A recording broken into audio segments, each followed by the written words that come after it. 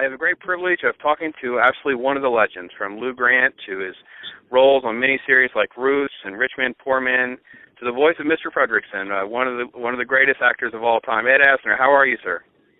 I'm fine, thank you. And you? Oh, I'm so blessed, and I just want to really get right to the news I was reading, and I saw the trailer. We're going to post a link to that, of your new movie. It's called The Games Maker. You got a role in that. It comes out this summer. Right. Tell everybody a little bit about the film and your role in that film.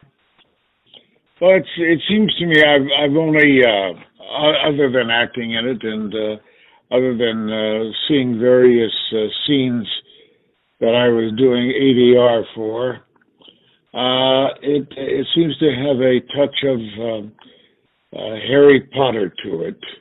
I hope it enjoys the same kind of success. But it's magical. It's not realistic in a certain sense. Although if you accept the rules of the game, then it's real to you. Awesome. Joseph Fiennes is in it and does a marvelous job, as do the actors I never heard of before. We shot it in Argentina. Okay. And it's about a mythical town wherein it's fallen on hard times because it's being oppressed by... They were famous for their ability to make games. I play a grandfather in it.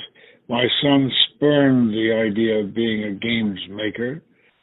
And although his son has become a very excellent creator of games. So it's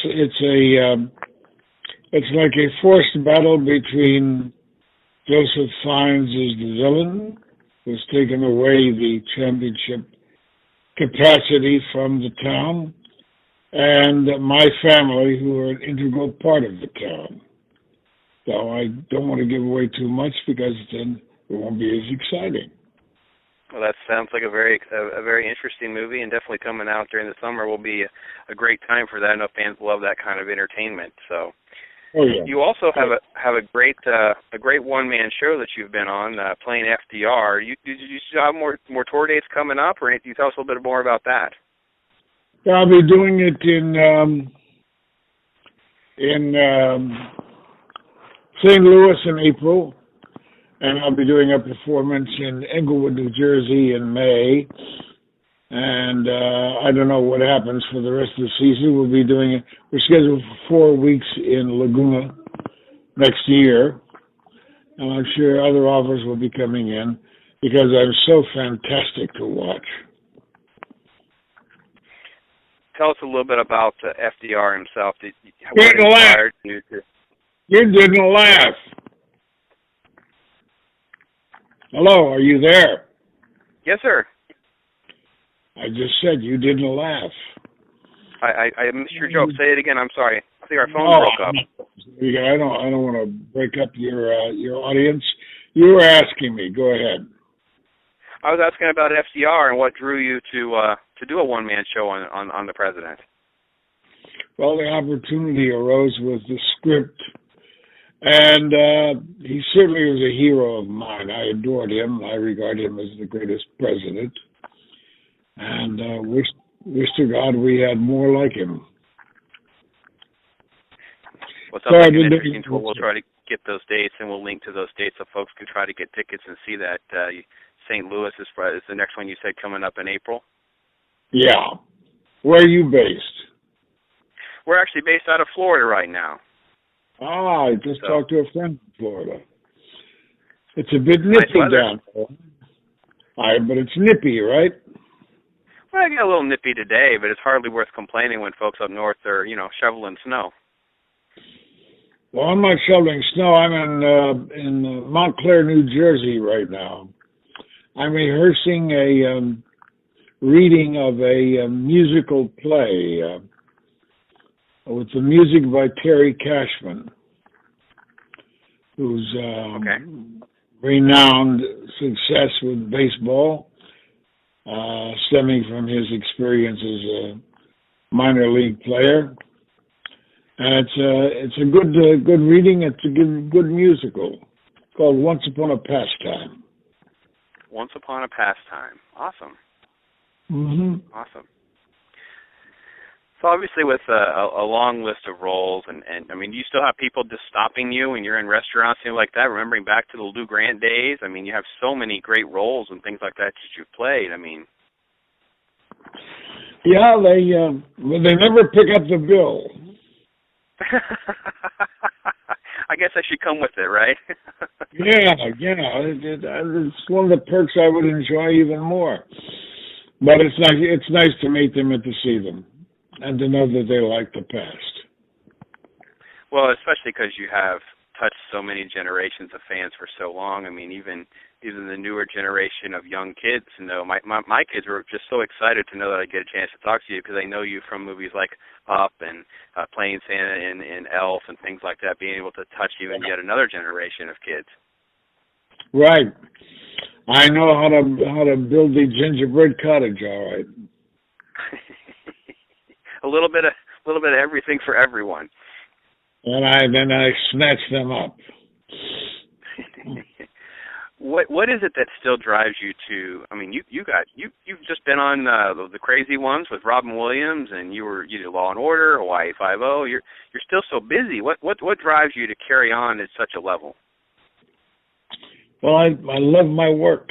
I don't call it work. It's my hobby. I love my hobby, and as long as the offers are there, you know, to get paid to do your hobby, what a wonderful world it is. Yeah. Very enjoyable. Yeah, very nice. Is there something in particular when you look back, Duff, that you're really, really proud of, or maybe one that you kind of have regrets of? Like, ooh, that one just didn't go well. I wish I had done this differently or that differently. Oh, there are points. There are minor points with that, but in the main, I'm very delighted with the roles I got, and with a couple of exceptions, the way I performed them. I have no great regrets, really. I would like to have had even more. That's even a bigger blessing to know that you've just done what you've done, and we can hang your hat on it and be proud at the end of the day. That's fantastic. Either hang my hat or hang myself. Well, the jury is still out. We don't want any part of the latter, sir. That's no good for any of us. No, all right. The other thing I really wanted to touch on is you've really just been such an amazing advocate for something that I'm also very passionate about too, and that is that you do a lot of work with autism and trying to raise awareness and really trying to help educate folks on folks that are dealing with this. Tell people a little bit about, you know, what organizations that they can get to that you work with and things that you have connected to. Well, I'm primarily affixed to Autism Speaks. I think they've done a wonderful job of informing the public, of mobilizing the public. I have an high-functioning autistic younger son, and my oldest son his youngest son is autistic, and he's become so involved that he is the CEO of Autism Speaks in California. So you can tend to say that we're involved as a family.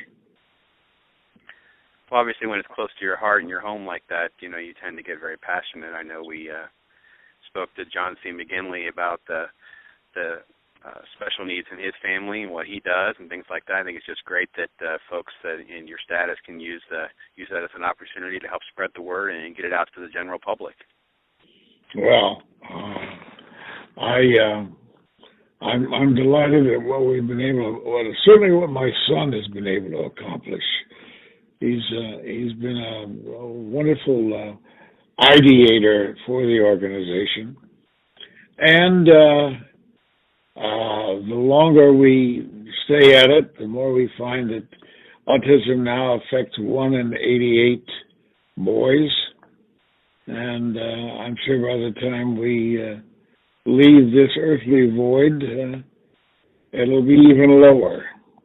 So it's not hard to find somebody who's affected by it. Yeah, that's true. Very, very true. Folks, we'll link to that. It's Autism Speaks, and Ed's son, Matthew, works with that group, and we'll link to that so you can get more information on that as well. And right before we let Ed go, I want to ask one last thing about Mr. Fredrickson. My daughter is just, it's one of our favorite films to sit down and watch together and crawl on my lap and watch Mr. Fredrickson. Did they come to you with a lot of that personality, or did a lot of that come once you came on board and they kind of, it evolved? What comes first? It's like a chicken and an egg issue, I guess. No, they are the creators. Pete Docter was the creator of the movie, and he chose me, and he and Bob Peterson, his partner. And I never saw the film as I was doing it. I did it to my voice, guided my voice at their direction. So the ideas are all theirs. It was just my voice fulfilling their ideas, and it was a great working relationship. It's definitely an amazing role, and the final product speaks for itself with the awards that it's won, and you have an amazing career. And Ed, I really appreciate your time that you've been able to spend with us and talk about this. And folks, get out and see The Games Maker. We have it listed as opening on July 3rd, the July 4th weekend. Get out there and see that film. It sounds like a great fantasy film for families. Get out with a great cast, and Ed Asner is one of them. And thank you again for your time, sir. Well, thank you. It's been a pleasure talking to you.